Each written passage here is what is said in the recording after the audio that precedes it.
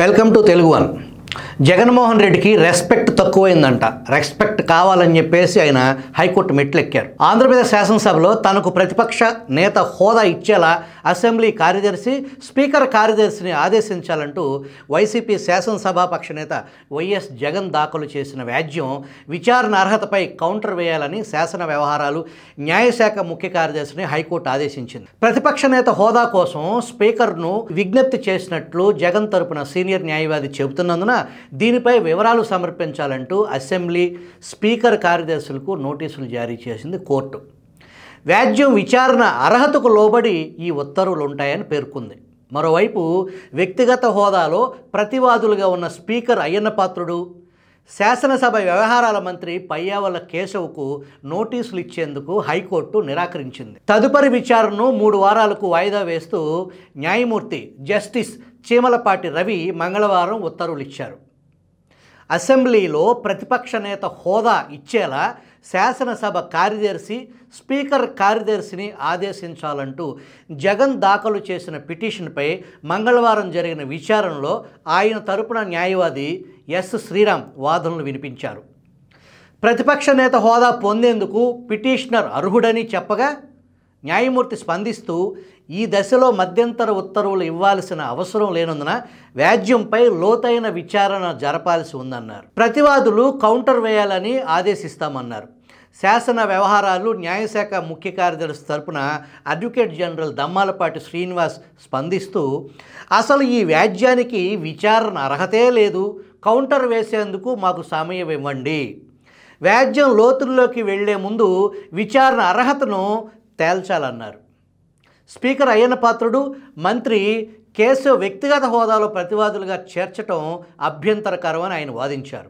ప్రతిపక్ష నేత హోదాపై నిర్ణయం తీసుకోవాల్సింది ఎవరని న్యాయమూర్తి ప్రశ్నించగా స్పీకర్ అని ఏజీ బదులిచ్చారు. జగన్ తరపున న్యాయవాది శ్రీరామ్ వాదనలు కొనసాగిస్తూ ప్రతిపక్ష నేత హోదా కల్పించాలని స్పీకర్కు వినతిపత్రం ఇచ్చాం, దానిపై ఇంకా స్పీకర్ ఎటువంటి నిర్ణయం తీసుకోలేదు.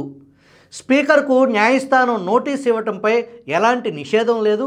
మహారాష్ట్రలో స్పీకర్కు సుప్రీంకోర్టు నోటీసులు ఇచ్చిన సందర్భం ఉంది.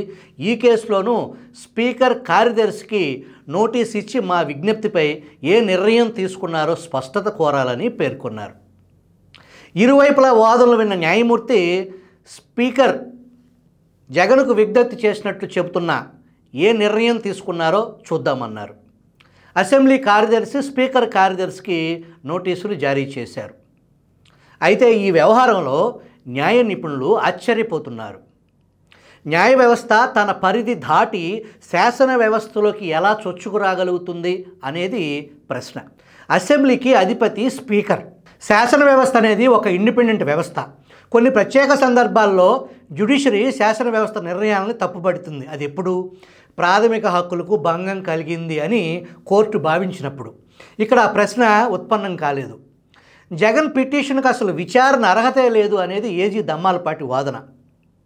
స్పీకర్ చేయాల్సిన నిర్ణయాన్ని కోర్టే చేసి జగన్మోహన్ రెడ్డికి ప్రతిపక్ష హోదా కల్పించండి అని కోర్టు స్పీకర్ను ఆదేశిస్తుందా? ఒకవేళ ఆదేశిస్తే స్పీకర్ ఆ అంశాన్ని పక్కన పెడితే ఏమవుతుంది? స్పీకర్ని హైకోర్టులోకి పిలిపించి బోన్లో నుంచోబెడుతుందా? అంటే అది రాజ్యాంగ సంక్షోభం దిశగా అడుగులు పడ్డట్టే లెక్క. ప్రతిపక్ష నాయకుడు అనేది చట్టబద్ధమైన స్థానం తప్ప 10% రూల్ అనేది చట్టంలో లేదు. భారత పార్లమెంటు సభలలో ప్రతిపక్ష నాయకుడు అనేది ఒక చట్టబద్ధమైన పదవి. ఈ పోస్టు పార్లమెంట్ చట్టం 1977లో ప్రతిపక్ష నాయకుల జీతభత్యాల కోసం ప్రతిపక్షంలో సంఖ్యాపరంగా అతిపెద్ద పార్టీ నాయకుడిని ప్రతిపక్ష నాయకుడు హోదాగా నిర్వచించింది. ఆ గుర్తింపు స్పీకర్ లేదా చైర్మన్ ద్వారా గుర్తించబడుతుంది. మోడీ మొదటిసారి ప్రధాని అయిన 2014 నుంచి 2019 వరకు, రెండోసారి ప్రధాని అయిన 2019 నుంచి 2024 వరకు నాటి పార్లమెంటు స్పీకర్ కాంగ్రెస్ పార్టీకి ప్రతిపక్ష హోదా ఇవ్వలేదు. 10 సంవత్సరాల పాటు కాంగ్రెస్కు ప్రతిపక్ష హోదా లేకుండానే ప్రజాక్షేత్రంలో పోరాటం చేసింది. మొన్న జరిగిన ఎన్నికల్లో ప్రతిపక్ష హోదా కాంగ్రెస్ సాధించింది. రాహుల్ గాంధీ నాకు రెస్పెక్ట్ కావాలని గోలగోల చేయలేదే, కోర్టు మెట్లు ఎక్కలేదే. కానీ ఏపీలో మాత్రం జగన్ రెడ్డి నాకు రెస్పెక్ట్ కావాల్సిందే అని కోర్టుకెక్కారు.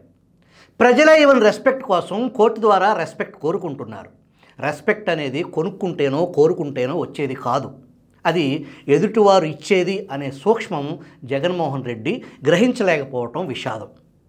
అదేదో సినిమాలో బ్రహ్మానందం నాకు రెస్పెక్ట్ కావాలి అని ప్రేక్షకులను నవ్విస్తాడు. జగన్మోహన్ రెడ్డి ఏం చేసినా దానికి ఒక లెక్క పక్కాగా ఉంటుంది, ముందస్తు ప్రణాళిక వ్యూహాలు ఉంటాయి. దీంట్లో జగన్ ఎత్తులు పై ఎత్తులు ఏంటో, జరగబోయే పరిణామాలు ఏంటో ఆంధ్ర రాష్ట్ర ప్రజలు నిశితంగా గమనిస్తున్నారు.